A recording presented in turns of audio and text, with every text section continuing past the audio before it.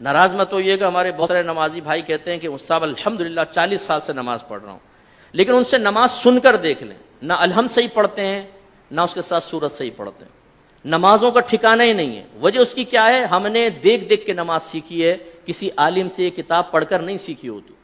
ہم مسجد میں آتے ہیں، ایک یوں تکبیر لگا، کہتے ہیں یہ بھی کوئی طریقہ ہوگا، ایک یہ بھی کوئی طریقہ ہوگا، ایک آئی یہ بھی ایک طریقہ۔ ہمارے بچے پریشان ہوتے ہیں کہ کیا، بعض بزرگ وضو کر رہے ہوتے ہیں، ہاتھ دھویا، پھر یہ وہ بچہ کہتا ہے یہ بھی کچھ ہے، ہاتھ دھونے کے بعد کرنا ہوگا۔ اب اسے پتہ نہیں یہ سنت ہے یہ خلاف سنت۔ ہمارے نوجوان بعض اوقات نماز پڑھ رہے ہوتے ہیں، پف نکلی ہوئی، ٹوپی غائب۔ اب ٹوپی سے نماز پڑھنا مستحب ہے، اس کا انکار نہیں ہے، اور ہم ادب بھی اس کو کہتے ہیں، لیکن بغیر ٹوپی کے نماز پڑھنا نہ گناہ ہے نہ کوئی مکروہ تحریمی۔ زیادہ